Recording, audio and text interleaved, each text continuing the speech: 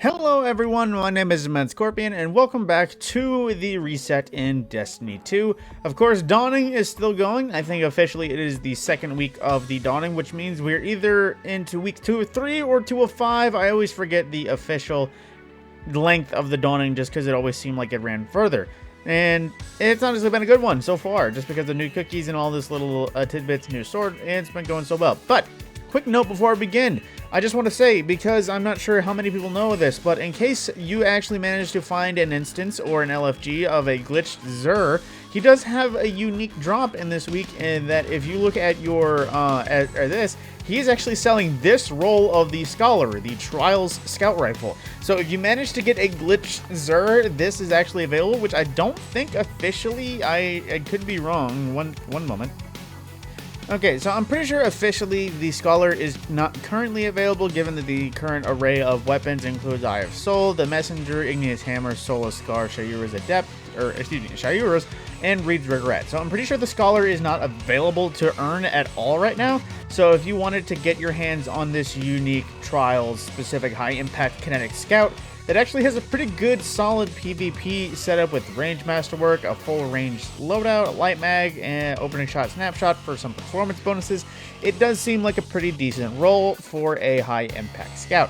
Now, getting into things about the reset throughout the world, I don't think there's any active boosters right now, as well as other things going on. So just coming over the basics, we are coming off of a double rewards of Nightfall rewards, so that's not active. But currently, Team Scorched. So if you have the challenge to officially finish involving Team Scorched kills in the weekly challenge setups, yeah, this is available, and I'm not sure officially if we will have any more before Witch Queen, just because it's just about a month out, or a month and a half or so. So if you want to guarantee that this gets done, I'd recommend you do it this week. Moving into Vanguard as well, we have for the Grandmaster Nightfall available right now. It is Proving Grounds, at least if you're like me and actually have access to the weekly playlist, as the Choose Your Own is not here yet. And of course, Proving Grounds, it is a bit of a tougher one. It's not the toughest available right now this season, but it is a tougher one. Modifiers including Scorched Earth for more grenades, Unstoppable and Barrier Champions because Cabal Champions, Chaff for no radar, the usual array of Grandmaster modifiers for match game, Equipment Locked, Extinguish, as well as Limited Revives, Mob Champions, and Ignovoon's Challenge, where splash damage is increased, damage from knockback, as well as the distance you are thrown has been increased. And dropping in the Nightfall this week is both the usual setups for Hung Jury and Hothead. So if you haven't had a good roll of this and wish to either get it Adept or just get a good roll of it, period, you can run some Nightfalls or run some GMs. Hopefully, as long as you keep to the Platinum, you'll get one of these to drop, and one of them hopefully will be good. Now, ignoring Gambit, because per the usual, there's nothing going on happening there. Going into Vault of Glass, it is that time of the week again, where we have Discipline-focused armor, but as well we have Templar Challenge. This is Time Lost Fatebringer up for grabs, if all of ye were willing to go for it. So, of course, per the usual, it would be Overload Champions present. There's Match Game, Mob Champions, Chaff, Air Superiority, and that is for Master Mode. Like I said, it's Discipline-focused armor if you're just doing the normal way. But of course, Time Lost Fatebringer is on the line if you manage to do Challenge. The Templar Challenge being, as long as you kill him without ever or without letting him teleport, you complete the challenge. Now, moving into worldly rotations for Europa, we have the Survival Simulation for the Exo Challenge Pinnacle. We have the Dark Priestess Empire Hunt with the Eventide Ruins Eclipse Zone, so if you wish to complete that, or maybe go for Cloud Strike. I don't know if anyone's still missing that. Those are there. And for Deepstone Crypt, we have Copies of Copies, Atrax Challenge, which is basically you cannot delete any of the Atrax orbs after one of his copies have been killed. Now, moving into one more detail in terms of worldly rotations, and that is the Garden of Salvation Challenge. Whatever rotated is 0 to 100, which I believe it is Final Boss Challenge, where you have to fill each of the, what's it called? You have to fill the moat banks 0 to full within like 30 seconds of the first bank or something like that. Now, moving in and out of the world, hang on, I need to get back up there.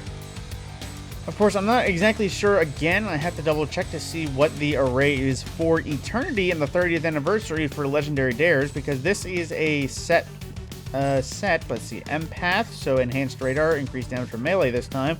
Void Singe, so void damage is a little bit harder. Of course, all of those equipment lock match game. Okay, so it did rotate. So round 1 will be Hive, round 2 will be Vex, and the final round will be Valis to Auric for the final boss.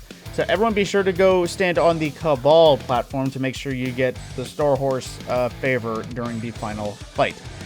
Now, going into as well, there are a few things available that are pretty nice. There is one piece of armor that I'll visit Ada for, and it is conveniently for the Titan. But checking the inventory for Banshee, he actually has some solid options. In bows, we have the Whispering Slab, Killing Wind Vorpal, with a few perks, Carbon Shaft for increased stability, Aerodynamic Helical Fletching for bonus accuracy and stability, among other details regarding that. A pretty solid bow if you need a kinetic. Of course, if you don't like surfboards, I wouldn't say pick it up.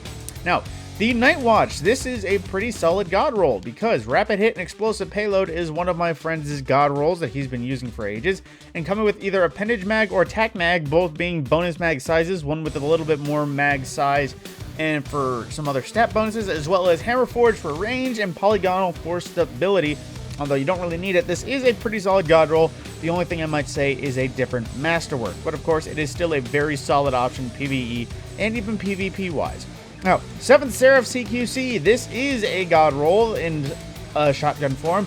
Quick Draw Snapshot, the Old Faithful for quick whip outs of the shotgun. Assault Mag, so you can get a little bit of a bonus on all those other shotguns, even if it is of the same archetype. You can get it out, or get shot number 2 out in just a fairly faster. As well as Barrel Shroud and Corkscrew Rifling. Corkscrew Rifling honestly being better because I'm pretty sure this doesn't do anything for range. But this isn't my god roll. Mine is these 3 perks with Full Choke. It is still a very solid option if you need your hands on a good 7th Seraph CQC shotgun. Now, Eternal Blazon as well. A pretty meh roll. It's solid enough for PvE wise. Quick Draw and Disruption Break. Range Masterwork. Some long range scopes. But, of course, the scouts are still kind of out of the meta in GMs just because they don't have any champion mods currently.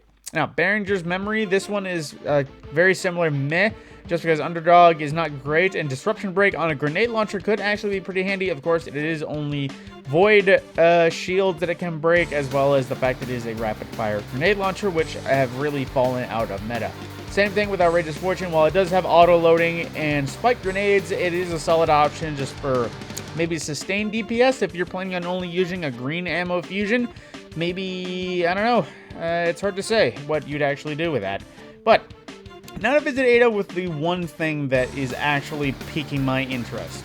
So if you head down into the annex and make your way down, hopefully not having to meet with Boba Fetus, if you visit Ada, you will see with this 10 gold web chest plate, it is a 62 roll, which has some pretty high stat distribution, with 16 resilience, 14 intellect, and 16 strength. Granted, only 2 discipline, but solid stats everywhere else.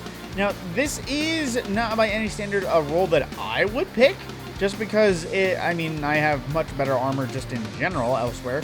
But that is one piece of armor I recommend you go look at. That is the only thing that has branched past 60 overall stats since I started looking at these. So if you actually want a good chest plate and haven't gotten any better than that, that would actually be one to go get.